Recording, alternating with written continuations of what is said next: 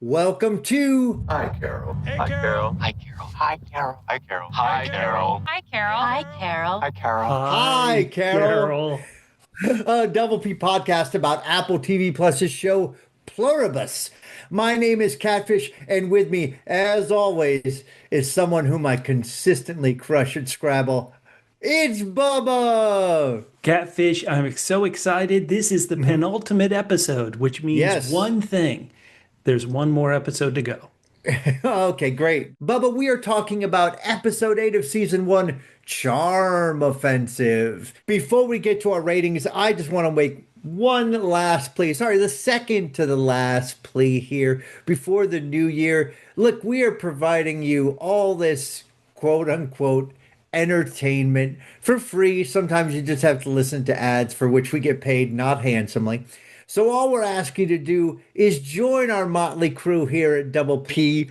Please subscribe wherever you can. Leave us comments, join, give reviews, tell your friends. Danny wrote in and left a comment that said, What did he say? he said, the algorithm is not pushing your Pluribus coverage to me. I had no idea you guys were doing Pluribus reviews. But we have got to take our money, this swath of money we're getting for advertising, and plow it right back into billboards, television ads, maybe ads on other podcasts. Bubba, you have got to spend money to make money, but we don't have any money to spend. So please help us out. Share it with your friends. And the more people review it or comment it, I'm sure it rises higher in the algorithm. It's just like being rich in this country. The rich just get richer, and the more famous podcasts also get richer. That's true. Guys, next week, the final episode of Pluribus Season 1 is going to come out on Christmas Eve. We are going to try our darndest to get our podcast out. Okay, you're right. But on the West Coast, it's going to come out Christmas Eve. Correct. And so we're going to do our darndest to get it out as soon as possible. But with the holidays, it may be a while. Please subscribe. We need you. No, we need to get this out so that people who are on their 4-hour delayed flights waiting at the airport can listen to us. Hi, Carol. Okay, well, Hi, listen Carol. to me Hi, give you Carol. my Hi, Carol. rating Hi, Carol. for this penultimate episode, Catfish. Give Charm it, Bubba. Offense. Let's give us your rating. I'm giving it 7 or 8 double M's out of 10. Well, I don't even know what to question first. All right, double M's? Yeah, that's massaging myself. I'm giving it 7 or 8 massaging myself out of 10. I can't decide. I'm so excited that finally, Carol is interested in the joined, in the hive mind, learning about them. How do they really function? I'm so interested and excited that she's finally doing it that the episode raised a bit of my frustration with previous episodes. So I don't know if I should punish this episode down to 7 or celebrate this episode that we're finally learning more about our antagonist, our planetary person. And so I'm 7 of 8. I'll probably pick a rating at the end after you and I talk it through. Listeners, should I choose 7? Should I choose 8? Give us some comments, reach out and tell me. This episode was entitled Charm Offensive. Carol, was she charming the hive mind? Was the hive mind continuing to charm her with reopening that diner that she loved so much? One guy who wasn't on the charm offensive, Manousos, he feels about the hive mind the way Catfish does about his neighbors. Just total hatred. Hi, Carol. Hi, Carol. And so, Hi, Carol. Hi, Carol. but the one thing maybe why I should go to 8. What have I always said about the hive mind and the joint? They are people. They are human beings. Say what you want to about Zosia's current state of being, but she remembers that ice cream vendor selling that mango ice cream out of the cart. They are in there. There are other people in there too, but they're still people. Hive mind, we need you to come back to who you were. 8 out of 10. Hell, that's my rating. 8 out of 10. Catfish, what kind of rating did you give this episode, Charm Offensive? Well, I'm so glad that I was able to convince you to, like me, give it 8. But of course, I had to give it 8 double H's. Double H's? Yeah, hilariously hypocritical. That's what Carol was during this episode. She's buttering up to gather information, but accuses them of trying to win her over. And Yeah. she wants them to not let her win, but then when she loses, she gets snippy. I mean, she asks them a question. They answer the question, they win the game, and snippily she says, it's like playing with Google. Number one, you asked us a question. Number two, you told us not to lose to us all the time. Carol, make up your mind. Also, I love here, Carol complains that her Nana used to make her put the red cards back in the red box and the blue cards back in the blue box. I'll give you a hint why she did that, Carol. She's not an animal, okay? The red cards go in the red box, the blue cards go in the red box. Hell But what yeah. I like about this, Okay. I gave this an 8 for two reasons. One, I like how Carol is finally being smart about getting the information. Butter Yes. them up rather than try to traumatize / kill them. And I also enjoyed, even though I was confused why Carol's like this, why are you playing a game with me when I'm playing a game with you? But I just do love that they're both playing a game. This is the way to do it. This is the way to have fun with it for the audience and also for Carol to learn more. Play along, play along. Now, she's not fully playing along, right? Because she still has some emotion. This is an interesting thing here, and I think probably we got some feedback about this, and people kind of want to debate it, right? Because she did seem genuinely relieved when Zosia came back Oh, at yeah. the end of this last episode. She seems, in some cases, to genuinely care how Zosia feels. She keeps on trying to say, "Tell me what you think. What you think." She's trying to connect individually with Zosia, while at the same time she's like, "I just need to know how to get rid of all you and send you all back." So there's a lot going on here, Yeah. and I really dug it, and that's why I gave it, despite Carol's being hilariously hypocritical. I gave it an 8 for the games that are being done and the investigations that are going on. Bubba, we always say, who cares what Bubba thinks? We want to know what you think. So please provide us delicious feedback. And if you can, provide us feedback as soon as you can about episode 8 so we can get into the episode 9, strangely an odd number of episodes here, so that we can get it on the podcast if we do it. Bubba, we Yeah. have got, look, listen, we're telling people right now, I'm going to be the verbal algorithm. If you're listening to this podcast, come to us in 2026, the Double P feed for A Night of the Seven Kingdoms. That's January 18th.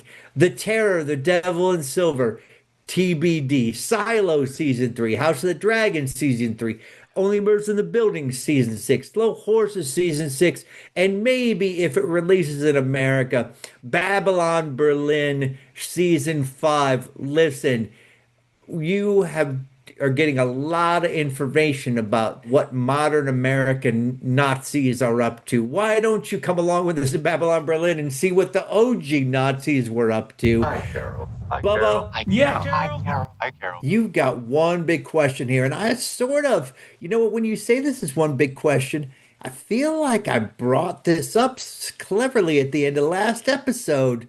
Uh-oh, we seem to have people in two different places. So why don't you lay the groundwork?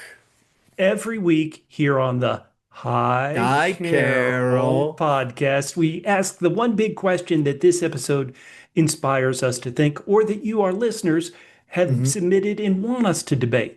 So to me, the big thing that we have really kind of been building up to, and you're right, it started in episode 7, episode 8 makes it kind of obvious. We've been thinking, maybe you listeners have been thinking, boy, once Carol and Manousos get together, they'll be able to work on this problem together and they'll be able to, kind of revert Earth back to the way it was. Is that we want our heroes to get our individual selves back?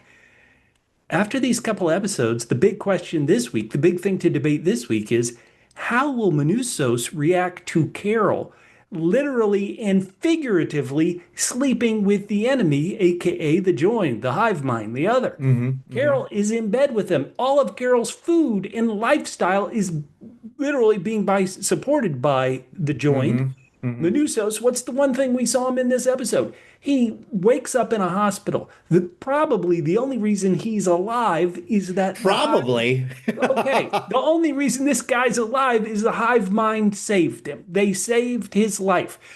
He has no sign of gratitude. He's still suspicious of them, possibly still hates them. And you would think, okay, Manousos, you're going to arrive with Carol who wants what you want. But are you going to be able to partner with somebody who is sleeping with the enemy? What do you think, Catfish? Is the enemy my friend? Or could you work with somebody whose values are so different from your own? Because Carol and Manousos, they want the same goal, but their values are completely different. Carol is not leaving IOU notes or paying anybody for all this stuff, right? What do you think?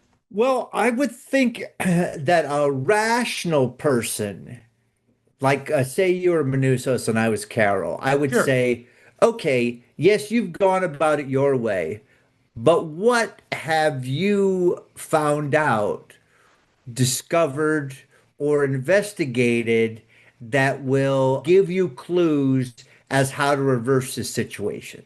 So I understand where you are, but I've actually got information I'm trying to find out. So I think a rational Manousos would understand and see her point. But Manousos is a stubborn dude. Well, But hold on. hopefully, I'm yeah, Manousos. I'm Manousos. Let yeah, me yeah, answer you're your Manousos, question. yeah. Well, I know exactly what frequency the hive mind is speaking to each other in.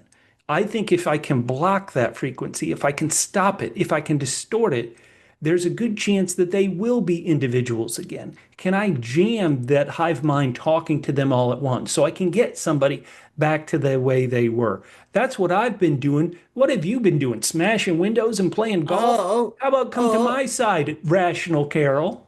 okay. So you found this signal. Yes. And since you found it, you've been spending all your time blocking the signal? I've been coming to you so that you can help me on the brilliant thing I've discovered.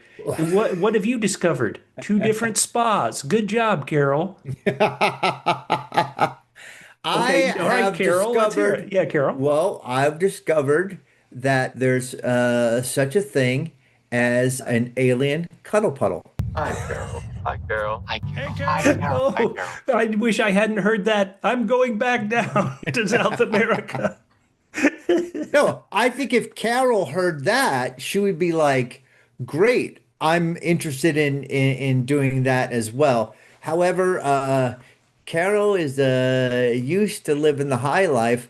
Plus, what if Manousos has read her book and recognizes it for the supermarket trash that it is? I traveled all this way. I traveled all this way. I didn't have time to Google you. Let me Google you real quick. Oh my God, you wrote that stuff? Oh no. I'd rather be part of the hive mind. Listen, wait, you've discovered Kepler 22? Good work. Well, I just worry that instead of just being kind of two opposing forces, Carol wanting everybody's individuality back, the hive mind wanting Carol to join them in this new reality, I think we're going to have a third pillar, and I certainly do not think in the final episode it's going to be all hokey dory. Let's join Oh hands with no. those and work together. You know Do what? you? I mean, my prediction last week was that when they would meet before the end of that their meeting would be early in the episode, mid-episode, not end of the episode. But yes, that's clearly the kind of conflict we're going to have. You always talk about how you think Carol has handled this better than you would have. If you had to Yeah. pick a side, and we'll give it three sides, and listeners, I want you to play along. Would you go about it Carol's method? Would you go about it Manousos's method? Or would you join the hive and say, hey, this is the way things are now? Better get with the times. Let's hear it, Catfish. Which way would you go? Option 3, Kuma baby. Oh yeah, I forgot. Option 4, Goomba baby. Live it up. See what you can do. Let me ask you that. Hold on. I'm going to gotta keep breaking my own rules. I think I would Yeah. be more Carol than Manousos, who, like Manousos is like, I'm going to go on this journey alone. Yeah, but you're using You're wearing clothes that other people made. You're using means of transportation that they're upkeeping. Like nobody can really, like I'm going to go live in the woods and be alone for 50 years. You're using a tent somebody made. We are all in this together. So I think I would be more Carol than Manousos, but it is tricky, tricky, tricky, tricky, tricky, tricky. I mean, they're both doing it in the ways that they can, right? I mean, Yeah. I wouldn't. It would never occur to me to Manousos to be looking for signals on the radio. So all I could do is like Carol is like ask questions and try to figure stuff out that way. So they're both doing it the ways they can. Hi, Carol. Hi, Carol. All right, Bubba. Catfish, Yeah, tell you me. know, everybody listening to this in the future, know we are recording this on December 19th of 2025. We are in what is affectionately known to as the holiday season. And a big thing that happens at this time of year, Catfish, is people joyously singing out Christmas tunes, or as they're Right. officially known, Christmas carols. And so, in honor of that, we have created some Christmas carols for all our listeners to join in and sing. All these lyrics are going to be Right. down in the show notes. And so feel free to join and sing with us some Christmas carols. What do you think? So, Bubba, just to be clear, these are Hi Carol carols. Yes, they are. You Do you totally. want to say it again, Bubba? Yes, These please. are Hi Hi, Carol Carol. carols. Here we go. So why don't I go first before we hear some of yours, Catfish? You ready? Okay, beautiful. All I want for Christmas is my ice cold Gatorade, my own grenade, my Sprouts remade. All I want for Christmas is a way to reverse it. Then I could wish you fine. Good riddance. F you. Whoa. Wow, that's That, that's a it's a carol, huh? Christmas carol. It is. Okay, okay. All right. So let's hear one of yours, Catfish. Oh, hello. I am a representative from the Hive, and we've rewritten a classic holiday song for Carol. Carol, this is for you. We're blasting it everywhere. And you'll recognize the tune, Let It Snow. So here we go, Carol, wherever you are. Oh, the weather outside is frightful, but the hive is so delightful.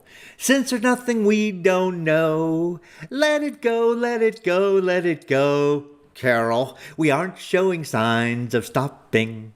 Our numbers are only slightly dropping, unless you want to be so low. Let it go, let it go, let it go. Carol, will you stop being so uptight? This is now what we call the norm.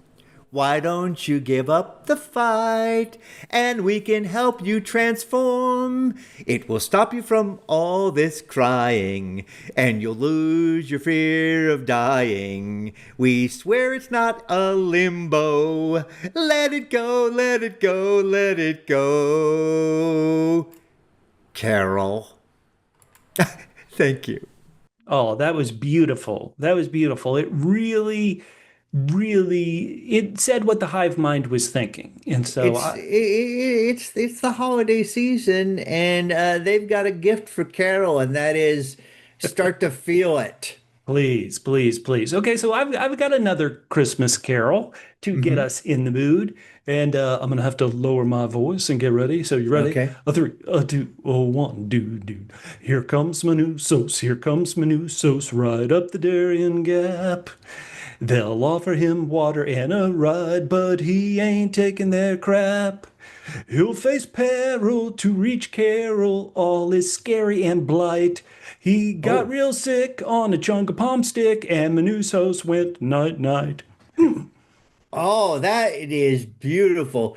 Well, Bubba, thank you. Thank you very much. There's only one person Uh-oh. that we have not heard from yet, and that is your hero, Mr. Kumba Diabate. Let us hear from him. This song was written by a dear friend of mine, Kuma Diabate. It's written to the tune of White Christmas, and it's called Hot Ladies.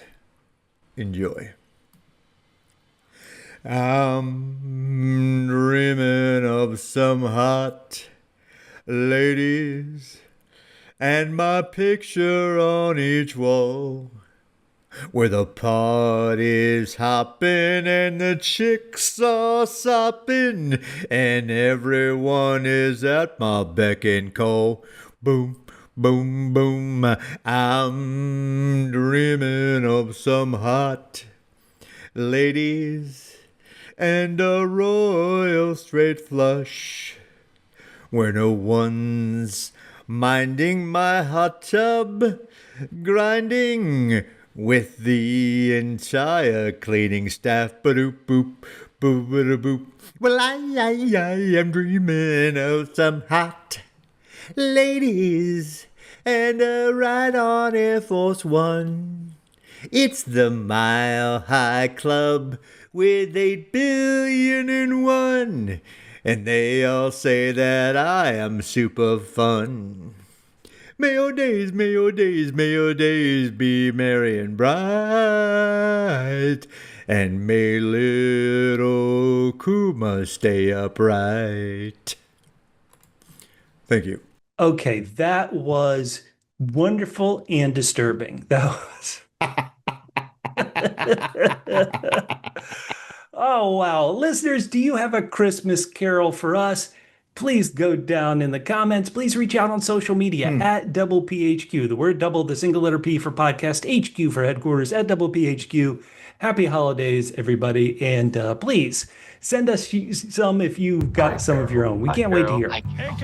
Love it. All right, Bubba, this is segment 2, the segment you love the most. Which Twilight Zone episode are we in? Do the similarities with a lot of the Twilight Zones, how in juxtaposition with alien forces, how humanity reacts. And Bubba, this week I'm going to give it to season 3, episode 5, A Game of Pool. Ooh. Wherein Jesse Cardiff, a talented but unknown pool player, finally gets the chance to face the legendary Fats Brown, who returns from the dead for one last match. The two men play an intense all-night game in a deserted pool hall, wagering not money, but eternal fate and legacy. Whoa. Cardiff wins, earning fame in the world of the living, while Fats is forced to remain in limbo. Oh. However, it is revealed that eternal fame brings its own burden, and Cardiff now waits endlessly for a challenge to relieve him of it. Oh, So man. considering that Carol and the Hive Mind are playing games with each other, I thought this episode was appropriate. No, that is perfect. Carol, we never found out if she won croquet, but we know that she sucks, apparently.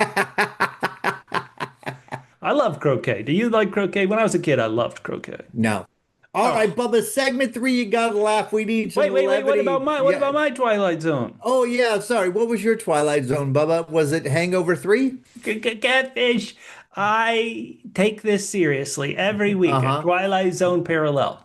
Yeah. Now, admittedly, this week one didn't come to mind, so I thought, Carol mentions Google. I'll use Google's AI to come up with one. So I put the words Twilight Zone and mango ice cream in Google's AI. And what it said is Twilight Zone mango often refers to a popular fruity tropical cocktail served on Carnival cruises, featuring mango, pineapple, passion fruit juice with dark and coconut rums, creating a layered Twilight effect with grenadine. It's a fun cruise-themed drink inspired by the classic show, but it's not directly from the Twilight Zone TV series.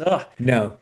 So obviously, you said season 3, episode 5. I picked a frozen drink on a Carnival cruise line. Same. Hi, Carol. Same. Carol. Absolutely same.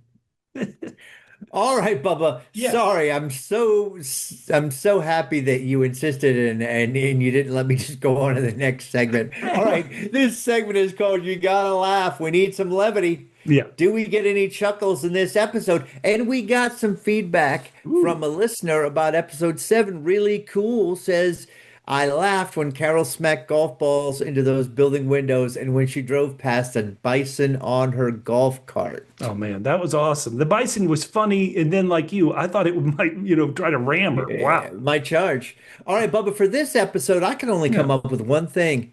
And it was once again, I love when she writes stuff on the board. This week it was the communal cuddle puddle Oh, that she put on the board. Bubba, yeah. I always rack my brain for answers, and then you come up with the best one. So going off the board, what was your pick for tonight's episode? Mine isn't off the board, but I have to be completely honest. That great dialogue exchange where Carol says, "This isn't going to turn into that orgy scene at the end of the Matrix movie, is it?" Zoja, they say, "Not unless you want it to." Oh, Boom! Hello. well, yeah. She's like, we already know what to do from doing it with Kuma. Hi, Carol. Hi, Carol. Hi, Carol. Hi, Carol. Hi, Carol. Get in the hot tub, people. Hot tub. All right. Yes. All right, Bubba, let's get into this episode recap. So Manousos, who we've talked about a whole lot already, he wakes up. He wakes up. He must realize they saved him, right? He knows they saved his life. Yet, even barely conscious, what does he know? He doesn't want to be around. He doesn't want to be indebted to these people. And I call them people, but whatever he considers them at all. He is literally crawling out of the hospital only after he leaves an IOU note for his bill, $8,277.53. Wow. Then he takes an ambulance. That's not going to be cheap either. He is building up an incredible amount of debt. I am very fascinated by Manousos. He's doing things in a way that I wouldn't, and I don't think I could. I would certainly not even try to walk that treacherous jungle there on my way to No. but to Panama. But he's fascinating, and we see at the end of the episode he's very close. He's in Mexico, and so if you were to rank all the characters on this show, is he in your top two? Hi, Carol. Hi, Carol. Hi, Carol. Hi, Carol. Hi, Carol. Hi, Carol. I mean, he is fascinating because like you said, he's got an ethos and he can't see how he's not truly living that ethos because he's still accepting help. They did save him. And then he just takes an ambulance. That's not going to be cheap. He didn't put an IOU. He should have come back and put an IOU down. How much for the ambulance? Right. Yeah, exactly. How much for the gas in the ambulance? Yes. Once again, I think we're going to get a bit of fireworks factory next week when he finally arrives at that beautiful cul-de-sac in Albuquerque.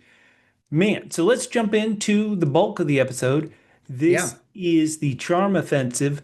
Real quick, who was better at the charm offensive? Carol, because theoretically the Hive Mind is not realizing how dedicated she is. They know that she wants to take them down and revert things back to normal, but do they realize how kind of calculating she is? Or did the Hive Mind have a better charm offensive, literally bringing somebody back from Miami because Carol had fond memories of them being a server at this diner? Whoa. I mean, they had the charm offensive. They were Yes. better at the charm offensive simply because it's the reason why we're puzzled by Carol during this episode. She's playing the game, but she still can't help snap at them, get upset. I don't know. Maybe this is deeper logic than we understand. Maybe if she's like, well, if I'm nice all the time, they won't believe me. So I've got to give them some Carol-sisms every once in a while. But they're definitely better at the charm offensive. They kind of know what Carol wants, right? They are not dealing with her like Kuma. They're giving her what she wants, some individual experiences. She's trying to do the best she can, giving Carol everything she wants. And so even to the point of bringing those things back, but also kind of showing an inside sense of humor with her. And that's a good way to do it. Let me ask you this. Is this part of Carol's act, or is she really feel a bit defensive about taking the Georgia O'Keeffe painting? because she's suddenly like, oh, I just wanted to keep it safe with all the wolves and buffaloes around. Carol jokes, and even they realize it's kind of a sarcastic comment. Don't want a buffalo eating the Mona Lisa. I mean, why did Carol do this? Is this her? Is this part of her act to show that she's changed? Why do you think she got so Yeah, I don't kind of protective of like this? like I said, Carol is just fascinating this episode because it's hard to tell when she's playing and when she's not. Great question. Great question. Here's another question. In this episode, Mhm. this whole series always brings up questions. So Carol asks Zoja after they play the game of spit. She's like, oh, so is everybody back yet? And the answer is not yet. And so I was thinking, and I was like, Carol, can you ask these questions that I'm thinking? Why are they all bothering to come back? Like, are they all coming back to try to make Albuquerque the way Carol remembers it and theoretically likes it? Did they all need to come back? Once again, if you're doing things for logistics sakes, maybe you don't have as many cities and you have people really stay together, not only sleep together, but kind of always live closer to the food production so stuff doesn't take so long to, refrigerate and get to people. Those were the questions I was having. Absolutely, but on the other hand, quite a number of them have to be on hand for whatever Carol destroys next. Catfish, would you? And Hmm. I'm kind of jumping over stuff, including the great Bear Jordan, the dog. But I'm jumping to the end of this scene at what I Hmm. assume is a local hockey arena there in Albuquerque. Would you sleep with them like Carol does? She says no, but she does. Would you sleep there Well, on the that's floor? funny there too, because I mean, we're sort of jumping ahead a little bit there too, but when she told Zosha to go, no, go ahead, I was like, wow, this is funny. This is Carol still like she wants people, but also wants her own space. I didn't think she was trying to stop herself or Zosha from spending too much time with her. I thought she was just trying to not impose, which is weird. But then it turned out she really did want to hang out with them. When I thought she was like, all right, I got some personal attention and now I need some space again. In some ways, once again, because I want her to learn more about them, I was happy that she was going to say, hey, what's the big deal? I'll camp here with you guys for one night.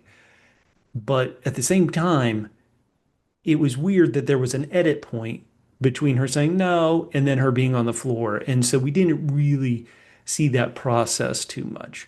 I Right, know, but like I said earlier, we see the process when she's like, yeah, all right, well, Zosa, you can leave. I'm not going to come with you. And then she kind of does give in there. right. No, no, no. Any thought you want to talk about the dog, Bear Jordan? We've had a lot of comments, people saying, "Well, you don't see him with pets. You don't see him with pets." If they can't tell a lie, what they've done is all domesticated pets, you're free. But all these domesticated pets, once again, somebody's got to feed them. You can't just let them out in the wild. Somebody has to feed them. They've been trained on getting their foods from us in their excuse or their belief is that, well, if the dog won't leave a person, then of course we're not going to send the dog away. I would imagine almost every dog and probably a lot of cats and any animal that is kind of Well, used to human interaction is going to I stay, don't don't you? I don't know about the cats, but dogs have been carefully bred over the Yes. centuries to feel interdependent with us so that we can be safe with them. So yes, of course, they are gonna, for the most part, even if they like try to wander off, they're still gonna want to come back and hang with their bros. We did have the edit point, so we didn't see really anything happening there at night at the hockey arena. But do Mm, you imagine people were getting busy there? Like, would eyes wide somebody shut. Well, another thing eyes that wide gets open? Yeah, let's go. Another thing kind of gets mentioned here, kind of just tossed off to the side here, Yeah. that we talked about before, and I didn't think about this part of it. They said when Zoshi was like, this is many people have died in the last 24 hours, and this Yep. many people have been born. So again, I had thought about what would happen when two people who were already in the hive mind got together and had a child, or would they, since they know there's limited resources? But we've got all these children who were in the hopper when the hive mind took over. Have they communicated with, did they communicate with them in the womb? They come out? What's the deal? Are they individuals before at all? How Before soon they, does their consciousness? Can you know, like how soon does their consciousness? The mom can say, "Oh, yeah, I can see," you know. right. And so again, what happens to those, what happens to those babies if they revert? Are they blank slates now? I don't know, but 965 was the number of births, they said. All right. In the last 10 minutes. Youch, Whoa. wild. Whoa. Now, Carol, you know, so we are talking about a lot of different ideas. After her night at the hockey rink, she's back on the whiteboard and, you know, adding to her notes. She's not going to forget. They eat people, and people gets underlined. Good Don't point. forget. You've got, yeah, right. What did you think of this little moment? Maybe I'm looking for clues everywhere. They go out on a hike, and Carol's talking about, well, you must know I love trains. And they didn't really know how much she liked trains and the train horn. And to me, She never told anybody. yeah, the most interesting thing was Carol's like, well, why do you still run trains? Like, I wish she would ask more questions like that. I'm sure the show was like, hey, we got 2 seasons. We got, you know, it's not going to be a single episode of all your hive mind answers immediately.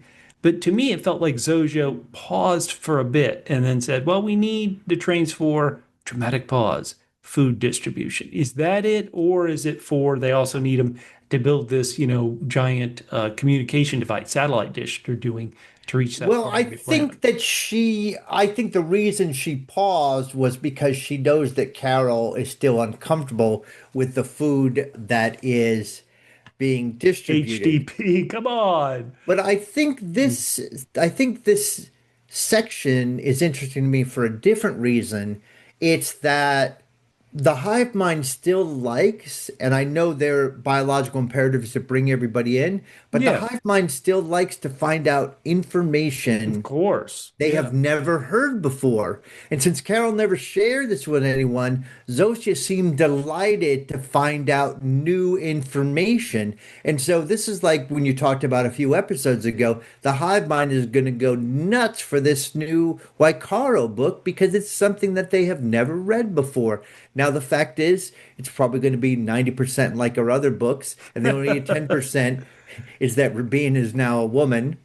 Come on, hold on, hold on. For very nerdy reasons. I love when Listen they to talk me. about the nerdy reasons when it could have Captain happened. Virgil's temporal compass is going to totally change change this book for the best. Yeah, no, it's incredible. So we are jumping around. Did you like the spa day? I mean, you know, how many days has it been? And Carol's already having her second spa day. This is the end of the world is very relaxing, apparently. Right? And then we explain it's all very strange. I feel the massage, but I'm also giving the massage. There's a lot that's going on that's sort of interesting. Yeah, I mean, you're getting a massage and theoretically feeling very relaxed. And I imagine, or I know from giving people massages, that it's also kind of relaxing to give a massage. While you're doing this, you're also aware that you have also been impaled on a fence in Bulgaria. Right, exactly. So sort of relaxing, but you'll be fine. You'll be fine. To feel Right. And everything so, all at once would be unbearable. That is their quote. right, okay, so they partition it. All right, I love it. So then we start to find some information out here. The hive mind is, so this is more in the you know, we're getting a lot of evidence of things because Carol's finally asking something now. So they don't feel one with beings from Kepler 22b. No. Okay. Because she says, we know we love them and we're grateful to them. We have to pay it forward. We have to co-opt everyone. I mean, we have to share their gift with whomever is out there. In the universe. So it's not just Earth that's stripped of its individuality. Everything is. Absolutely. You know, going back to good old Bear Jordan the dog, Carol asks, hey, is he one of you?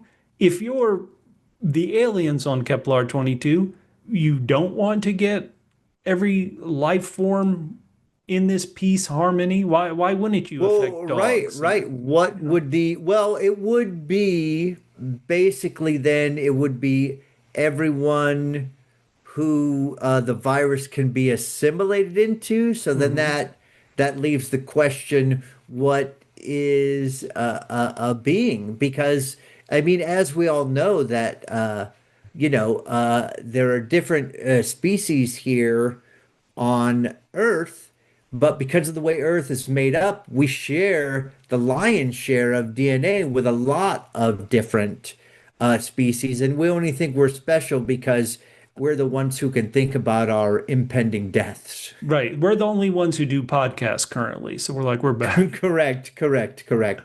Although pets probably could technically do Yeah, it better better. than I do it. Right. This All right, idiot so only Bubba, feeds me once a day. so also they are building an antenna, Bubba. To good Kepler 22b. That's the planet, baby. The planet may be one big ocean. Where does this even come from? How do they have these thoughts about good old Kepler 22? I don't know. My Maybe 22nd favorite Kepler. maybe they're wrong. Well, I don't know. That would be my 45th favorite Oh, Kepler. there you go. Because first I like 1A is my favorite, and then 1B is my second favorite, and then 2A, Okay. and then 3A because I don't like Oh no. 2B so much. Come 2B is on, way down open the your list. heart. Open your All heart. right, I'll open my heart. All right, so Bubba, she's writing down so much information Oh yeah. that her dry erase marker runs out. So she asked for more dry erase markers. And of course, like we said earlier with the train, Zosie's like, something new. When will the hive mind realize that it's good to have something new? So Heck far, yeah. they like it, but they haven't realized it yet. So they say, we're so excited to have something new to read. And then everybody, the people fixing the fire in the other house, says, happy writing, Carol. Uh-oh. Carol's got to cover up her investigation with some writing of White Carol. And Catfish, if you just look at the order of this, this is so important to them. Happy writing, Carol. What was your best day writing? Why are you asking? Because they want you to write. They want a story to read. They want something new. They're building a diner which burnt down. Burnt down. Holy smokes, they're building it identical. Oh man. And they're shipping in people. They're eating, they're drinking people, they're shipping in people. Holy smokes. And then one of the things at the diner that once again they're asking is because it's something they don't know. Human beings, or even, the joined hive mind human beings, they want to know new stuff. Would you tell us what you're feeling? It's not just because, hey, we always want to please you. I think they are like, hey, what are you experiencing? We can't experience it. Tell us. Well, then it's interesting. Then you have got to think, as I was saying a little earlier, about the hive mind. Yeah. They have this biological imperative, but also a need for new information. So that is fighting itself. They are fighting kind of inside themselves for two separate things. Human beings, I'm making a generalization that may not be true. Don't we grow and evolve because we want new challenges? Would the hive mind, if they don't have, individual drive anymore, right now, so many minds on this planet are like, well, how could we colonize Mars? How could we do this? Would the hive mind all of that progress? Hey, how can we make a battery which will last longer and all these things? Do you think all those type of thoughts are gone? And it's only, hey, let's build an antenna to talk to Kepler 2? Or is the human drive to innovate still there? I don't think so, because I think there, unless it leads to that. They say that like the human biological imperative is just to have children for the next generation. Now, even though that is supposedly our biological imperative, there's still other things that we want. But it seems to me that this is their primary focus. It doesn't seem to me that they have any need to innovate. Although, you say that, and yet they've got this tasty, delicious HDP. That wasn't around before. Heck yeah. All right. Fair enough. Fair enough. How about this? Why do they go in for a kiss? Now, it's Zosia is the representative of them, but they go in for a kiss. Are they doing it because they want it or because they think Carol wants it and they're all about pleasing Carol? I think it's 60% they want it, 40% Carol wants it. I mean, again, it's the same thing. Your imperative is to join together. And so as close as you can, you want to try to get as close as you can to something. And so that's pretty close, kissy kissy. And Carol holds off for a little bit, but then Carol dives in lips first. Whoa. Whoa. Were you shocked that Carol did it or you thought Carol, it's been 2 months. Let's make out. I thought this could have happened 3 episodes ago. Oh As soon as they no. got female Rabin on the Oh yeah. spot, it was over. Okay, so the next day, Carol's at the typewriter. Hmm. Is there more to Raban now being a female character? We found out that Carol originally thought of Raban as a female character, changed it in her mind to please others. Now she's writing the Raban that she always wanted to, possibly to please herself, and she's doing it because of the classic caverns of Avalor.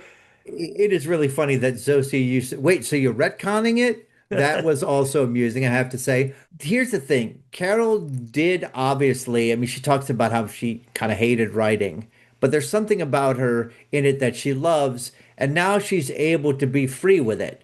So the question is, has she given up all this other stuff? We do have some time pass, or is she still kind of on the hunt? She's got people who are going to appreciate and love the new Raban, Yeah.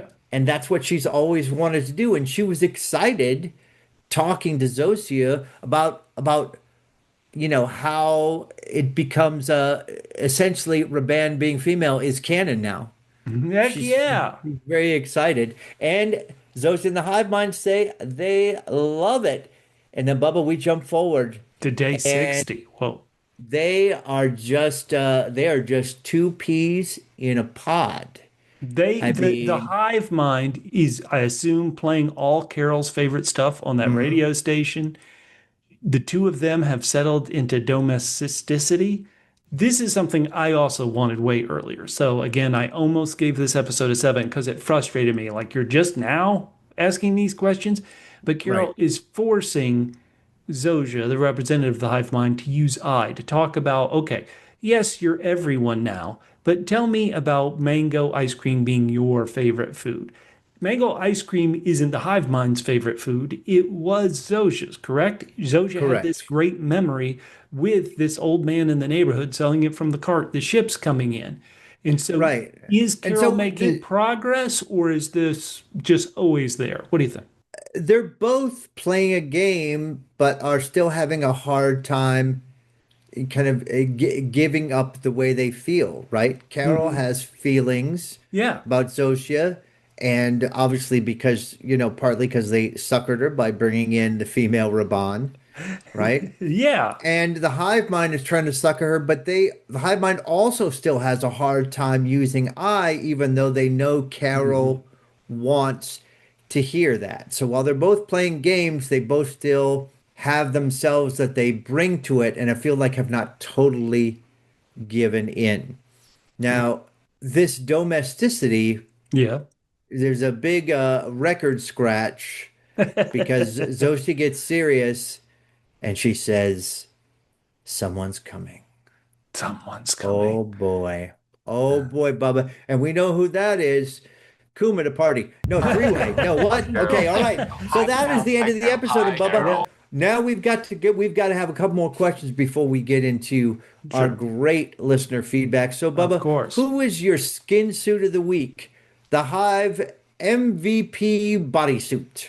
Well, we all know there's Hmm. only one person who earned it, and Yep. that is, well, how many Hive Mind members were really in this? There was the doctor who saved Manousos. There Right. was the same person working the desk who was able to bring up the charge and kind of do it in Hmm. a friendly way. Hmm. But obviously, the real person, the person who earns all the best, is the person who wrote on the digital signage you suck.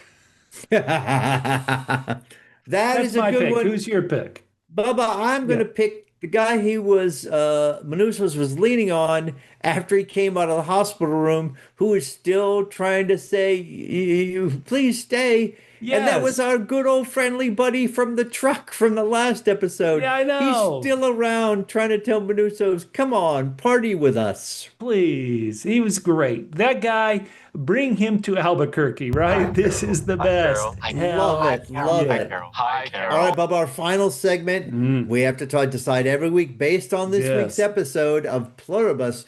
Where would you rather be living? Pluribus or the US? Here in my hometown, we're reaching the end of the year. And one sad thing that happens at the end of the year is a lot of places go out of business. They shut down. They're like, okay, we're running on hard times, or we just want to, hey, retire, whatever it is. And so many kind of restaurants and stores have said, hey, we're closing right now. And so I want to live in Pluribus. My favorite restaurants will always be open and there, and the same friendly staff. Get me in Pluribus. I want to eat. Hell yeah. Hey, What about you? and don't forget, on every menu will be an additional option, HTTP. Hi, Carol. Hi, Carol. I gotta wash my meal down or something, right? Hell yeah. Bubba, Yeah. Manousos got medevaced from the jungle, Yep. and he was initially treated in the hospital, Yep. and his bill was slightly over $8,000. Clearly, I have to pick Pluribus because the Hey! medical treatment is so much cheaper there. Let's Hi, go, Carol. Hi, baby. Carol. All right, we're on Hi, Pluribus Carol. this week. Hi, Carol. All right, Bubba, we've got some great feedback. Great Last feedback. week, you tried to be hip by saying 6'7". 6'7". And Bizijami said 6'7" is a Gen Alpha thing. Bubba, you tried to say Gen Z. It's I Gen did. Alpha. Well, sorry. I'm so close to Gen Alpha that sometimes we bleed over into each other. We're like a hive mind, Gen Z and Gen Alpha. Oh my God. All right, our old pal Hunt Wonderful Pants on Instagram said, hey guys, Hey, guys. late to catching up on your podcast, but up to date with this fantastic show. Thank you guys for always covering my favorites. And thank you, Hunt Pants, for being late to catching up. Thanks, Holly. We had this feedback from Antoine Films, who wrote, Carol didn't break. So, in case you missed it on our podcast on episode 7, we were like, let's talk about the moment Carol broke. Antoine Films wrote, Carol didn't break. She became the belladonna nightshade flower she was staring at, which is the painting from George O'Keeffe. I think she misses company, but not the hive. I think it's a ruse. She has a plan. Let's respond to this because this is great feedback, Antoine. And I disagree, I guess, slightly with you in that I think she has a plan. I think she's still trying to get things back to the way they were. But you can't watch that scene of where Carol stared down the fireworks that was about to hit her in the face and didn't move as somebody who didn't have a big break. That's my opinion, but that's my thoughts. Once again, who cares what I think? What do you think, Catfish? I mean, I would have to go back, and maybe I was projecting my feelings on DeCaro, but when she hugged Zosia, that seemed to be real, honest to God relief and happiness that Zosia was back in her life.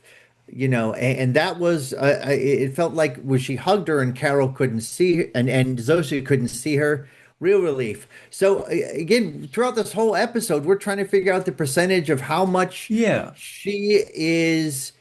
how much she's enacting her plan and how much she is really desiring this attention specifically from Zosia. 100%. Hey, listeners, we answer the feedback, but if you have thoughts on the feedback, please go down in the comments, let us know, reach out Love it. at PHQ.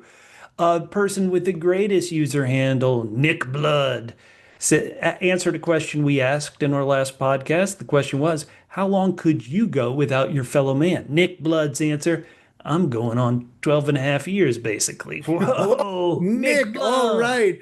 I love it. Nick, he's out there in the forest somewhere, and occasionally he comes into town, plugs in his musical or podcast listening device onto an outdoor charger, downloads everything, and then comes back. Hell yeah. I love it. All right. And Ekis25 says there have been plenty of people that have lasted much longer. Hmm. Survivors, explorers, hunters, homesteaders, and Carol was only alone for about 36 days. She was with Diabate in Vegas at day 12. She could have called the non-English speakers and had a translator. She had 36 days of comfort. She came way too soon and had other ways to cure her loneliness. Oh Dang. man, Ekis, you need to go hang with no. You and Nick Blood need to hang out in the same 50-mile radius and never interact with each other. Hell yeah. Thank you for that great feedback. AJ gives us plenty of great feedback. Noted last week we got sidetracked and we were talking about Christmas holiday pop-up bars. And AJ wrote, holiday pop-up bars are definitely a thing in Europe, but I haven't seen any in the US. We don't deserve nice things. Hey now. What AJ doesn't know is if you hang out with Bubba and you're like, I've never heard of such a thing, within 15 minutes, he will email you a list of pop-up bars in your area. But so when I got this, I was like, oh, pop-up bars, let me go look. And I would say 3/4 to 4/5 of the thing on that list, yeah, you can call them pop-up bars, but they all have like $25 to $50 entrance fees. Oh That my. is not what I consider a pop-up bar. I literally, unrelated to me mocking you, I was out with some friends on Tuesday night and they're like, where do you want to eat? I'm like, whatever. And they go, well, we could go to this place or we could go to this place that has this fun holiday pop-up bar in the back. I was like, wait, a holiday pop-up bar? I was just talking about this. Let's go. So after dinner, we walk back to where the bathrooms are. There's this hidden door. You're walking through a freezer. On the other side of the freezer is a holiday pop-up bar. I put our photos of that out on our social media accounts at WPHQ. Guys, they are here in the US, but you got to find them. You got to be on the know. You got to ask your friend Google where they are. This is what I would say, AJ. Tell Bubba where you live, Yeah, and let's go. he'll email you a I'll go list of with you. pop-up They're bars fun. in your neighborhood. They're All right, fun. Bubba, we got some great feedback on episode 7. No. Sandy C says this was a great episode. I say a 9. Ooh. Thanks, guys. Thank you, Sandy. A Dunkaroo wrote, Episode 7 was the only episode of the show I've liked so far. Woo. Well, it was my favorite episode, but disagreeing with a Dunkaroo or a Dunkaro, whatever. No, you're right. It's a Dunkaroo. Zarina_Diaz says that episode could have been an email. Oh my God. Our wonderful loyal listener, Camille at Camshay23 on Threads, wrote, Episode 7 was the slowest episode, yet I'm still all in. Burn the car, but take the offer of a flight, Manousos. She feels Manousos and Carol are made for each other. I do like getting to know the characters more. And so she said, does Carol now have double S? Double S. Stockholm Syndrome. What do you think? Has Carol got any signs of Stockholm Syndrome? No, it still feels like she's got her independence. Yeah. It depends. What if we see she's erased her board and it's just all no. like Caro notes? Then Oh, maybe no. yes. You know what? Denny North, he was really affected by this episode because as he's watching Manousos on his trip, he said, I really felt like I was on a month-long car trip. Oh, no, Denny. Great feedback as always. Great feedback as always from Reenie6, who wrote, oh, that bunny on the golf course was cute. The buffalo was cute. Being without people for even a few days would suck. And I don't even play golf. And Reenie6 said the most distressing thing of all. I don't love Gatorade. The blue is the best flavor if I have to drink one. I would sing a lot like Carol did, though. Thank you, Reenie. And Devi says, No. if the Hive still thinks they're nonviolent, psychological torture can be just as lethal as a bullet. Bubba, who are they psychologically torturing? Carol, by leaving her in solitude, right? You throw a prisoner in solitude if you want to torture him, right? I mean, I guess that's psychological timeout. torture, but also they're sort of protecting themselves. If you punch somebody and then they're like, I'm not going to interact with you, are they psychologically torturing you? Yes. Your I don't Honor, they usually are. I don't usually stick up for the hive mind, but in this case, Don't. all right, Shirley, Yeah, a we great love her. loyal listener said this episode made me uncomfortable. Her loneliness and her caving in As a person who hates asking for help or needing people, it was painful to watch. Right there with you. Love Manousos. His hard-headedness is so relatable. Thank you so much, Shirley. Stephen Usury answered a question we asked. We're like, why did Carol paint the message as opposed to maybe picking up a phone and saying, hey, everybody come back to Albuquerque? Stephen answers the question, well, why did she paint that message? One practical reason. It took up several minutes of runtime. They need to fill out the That show. was my suggestion. Number two, a plot reason. It's literally show, don't tell. So she's Okay. showing them come back as opposed to telling them. Number three, Steven said it's a character reason. And this is the Chicago version. It's hard for me to say I'm sorry. Nice. Number four, he had the romantic reason, the Lloyd Dobler version. It's a gesture. And number five, he said there's a cynical alien reason. What is it? Words are weightless here on Earth because they're free. Oh my God. Horrible. Now, Pfeffy Burgo says, Yeah. I don't see the Hive as a lovely mother caring for the 13 unaffected. I think they keep close surveillance and worry about them because they want to conserve their bodies as food. They don't want them to let their bodies rot in the jungle or alone in Albuquerque. There's nothing motherly about them. Well, all right, okay. I would say they're wasting more than that 30 bodies worth of food taking care of those Yeah. people. Sapitos 4 said, every episode of Pluribus is my favorite episode until the next one. Okay. The shocking ending of pulling the camera away after showing Zoja's arrived and had that hug with Carol and seeing that she had written come back, it killed me. Oh, Carol, no. You are so sad, it's killing me.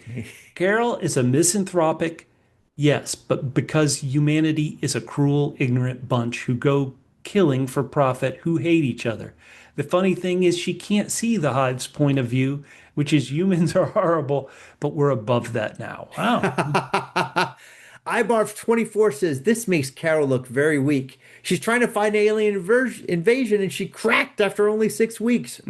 A lot of people go camping or on a boat by themselves for longer than that to actually relax. Ooh, really cool, who we heard from earlier. They wrote, Manousos gave us the most breathtaking, beautiful journey. I was mesmerized. It was a good question by Catfish. What was Manousos like in the before times? He's leaving money on abandoned cars as he siphons gas from them? I mean, dude, come on. Oh man, and Telmavpires, yes, that's it. Telmavpire says after episode 6, I was sure Laxmi would join Carol. Like me. Diabate tells us humankind will die out in 10 years' time. Laxmi's son will die in a maximum of 10 years. She got a video from Carol stating this is reversible and she doesn't even try to save her son. This isn't consistent from what we've seen from Laxmi so far. Plus, conveniently enough, all the surviving individuals, including Carol, aren't very curious people who are asking the Hive all the questions the viewers are asking. Yeah. After all, we're told the Hive can't lie, so the individual should be eager to know everything. Yeah. Manousos is the only one acting adequately. I don't see him as stubborn. If the Hive looked like the infected in 28 days later, albeit still being happy and not eating live people, all the other individuals would probably be reacting the same way. This is a great point. Great It's point. because they don't look like monsters that they're not being treated as monsters. Give Laxmi's kid extra jugs of HDP, baby. Caro Joso, Caroline wrote, Hi, Carol. I really enjoyed your fun breakdown and review of this great episode 7. I would give it 9 out of 10 triple Ps. Triple P's. Pride prods people. I think Carol and Manousos both are falling victims to one of humanity's sins, pride, which is one of the things the Hive does not suffer from. Manousos will not react well when he wakes up. You got that right, Carol, you for sure. Manousos wanted to die before he asked for help from the Hive. Even at his most vulnerable situations, all he had to do was wave at the sky. He refused to do it. Pride made him go it alone. I cannot believe they are continuing that long voice message as a weapon of manipulation. I can see how it wears a person like Carol down. The psychological Hive are torture. quite manipulative in their wide-eyed earnestness, proclamations of helplessness and helpfulness, and innocence. Thank you, Caroline. Now, Tom Donahue says, I'm in my 60s and I love fireworks. Tom, keep them pointed away from you. Now, Jim Rodney, Jim. who's been giving some great feedback, says to continue your thought experiment about what would have happened if Helen had not died after being infected with the virus. We would have never even met Zosia in the first place. She would Exactly still right. be wandering around Morocco helping retrieve the dead and load them up in milk trucks, although we wouldn't have seen that either. Nope. So, had Helen lived, those 11 million people would have died after her first freakout, let alone the ones who died after a second freakout in Spain. So, Helen's death cost well over 11 million people their lives too. Wow. And one last point about the Hive and their dealings with the immunes. How could they have gotten Carol's Hive ambassador so right, and yet Manousos' Hive ambassador so wrong? Thank you. That is a great question, and maybe it goes back to what Manousos was like before times, and nobody liked him. They must have known his mother had treated him so badly, unless his mother's memories were rose-colored, and she actually remembers her torment of her son as a joyous thing, and so mistakenly figured she'd be the one to win him over. Big That is a mistake. great point of view. People have their own interpretations of what went down, so they're Yep. even though they're all together, they may not be subjectively right. Jim says another hive mind misstep, and that mistake will cause the hive to cease to exist Whoa. once Manousos and Carol finally team up. Can't wait. Gen X Cat Mom, who's at all mod cons on Blue Sky, wrote, I'm giving episode 7 7.5 double R's. Double R's. Rolls Royce. Yeah, that car Carol was driving. Gen X Cat Mom thought the pacing was deliberately slow and plodding, Yes. which had me checking how close we are to the end of the episode a few times. The Yeah. info given could have been conveyed much quicker, but I know this is very much a Vince Gilligan thing. The last 2 minutes were great payoff. Absolutely. And Lyle Steve says, what do we think of Carol's swing? Not bad, eh? I don't play enough golf. Do you know enough about Nothing. I know one of the times I played golf, I was swinging from off the green, and my mother-in-law was on the green, and I managed no. to get her right in the neck. four? Oh, my Yeah, Catfish, exactly. how good you. All right. So Zephyr Cat Yeah. gave this episode 7, 7.5 double E's. Wait, double E's? Yeah, enlightened indifference. Huh? Yes, Wait, Zephyr. Thank you, Zephyr. When Carol didn't move to stop the firecracker that was about to blast her, she hit rock bottom. Yeah. Where's the cats and dogs? Very suspicious we aren't seeing any. Manousos was eating dog food and Carol was looking at dog food bags, so I think attention is being drawn to the absence of pets. Bubba, Yeah. even more perhaps in this episode, because we only see one. There's a whole bunch of people sleeping. We see one pet. Pets are food. Hey, Wayne, I mean, all of you listeners, we love you. Once again, if you haven't subscribed, we really need subscribers. Wayne wrote, last week's our podcast on episode 7 was one of the best podcasts you guys have ever done since I've been listening, and I listen to all your Silo and Severance podcasts. Thank you, Wayne. Yes. Wayne had a couple points. He said the joined can protect the 13 non-joined, but they can't protect them from one another. Why do they care about those 13 people so much? It's such a small percentage of the Earth's population. What value do they have in being immune to the genetic mutation? If they die from their own poor choices, why save them? Their deaths would eliminate a potential threat to the joined hive mind. The projected 10-year starvation of most of the world's population suggests to me that the joined are not procreating or are unable to. Well, we didn't see them in that ice hockey rink get busy for sure, Wayne. No, but we heard that some are still being born, but again, that's Yeah. from the before times. But I thought the answer was they just don't have enough food for everybody. For sure. In Manousos' apartment, we saw a picture of him and perhaps his son in one of the first episodes, yet we haven't seen the joined in numbers, and they never seem to have too many kids in these scenes of the joined, except when we saw the two neighbor kids when Carol first arrived at her home. And of course, Ravi, the son of Lakme. Maybe this is why Manousos is so determined and steadfast in his rejection of the joined. They took his son. Where are all the kids? Wayne ends with Catfish. You gave that episode a 9.5 rating. Is I did. this the highest rating you've ever given for a show? Not the triple C. Triple C. Curmudgeonly cantankerous catfish that I've come to know and love.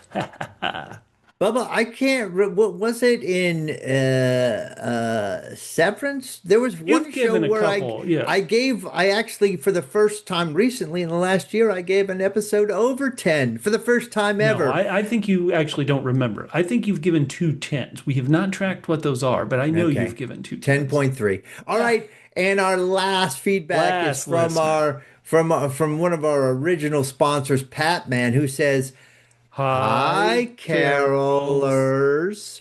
Enjoyed the most recent podcast where Catfish appreciates great television and Bubba misses out on great television by checking his phone. How dare you, Bubba? Well, I do apologize for not writing it on the dun dun Diabate dun. Kuma Bum, Diabate bum, episode. I'll strive bum. to be a better fan of the podcast. Thank you, Patman. This week's episode featured Carol being broken down by her loneliness and Manousos being broken down by the environment. In the end of the episode, Carol willingly invites the hive mind back to her, while Manousos has no ability to reject the assistance of the hive mind as he succumbs to the infected wounds he received in the Darien Gap. I Batman continues. He says, I felt that it made sense that Carol would write the comeback message rather than use the phone because this was a very vulnerable moment for her. What would have happened if the hive mind didn't respond to her voice pleading to come back? If she called and they didn't come back, it would have been crushing that they rejected her phoned in request. But by painting the message, if they didn't respond, Carol could at least pretend they hadn't seen it. Great point, Patman. Wow. I mean, what's great about her is, unlike you, she didn't phone in the last episode. Bubba. All right, next week is the season finale, Whoa. episode 9, La Chica o El Mundo. Ooh, Manousos arrives in Albuquerque and complications ensue, and we I know why bet. that's going to be. Carol visits that last best place on Earth. What do Baskin and you? Robbins? Yeah, let's get some mango ice cream. Hell yeah. For everybody here at Double P Podcast, Double PHQ on social media, my name's Bubba. You can find me individually on social media at Fit and Trim. That's FITTENTRIM at Fit and Trim on social media.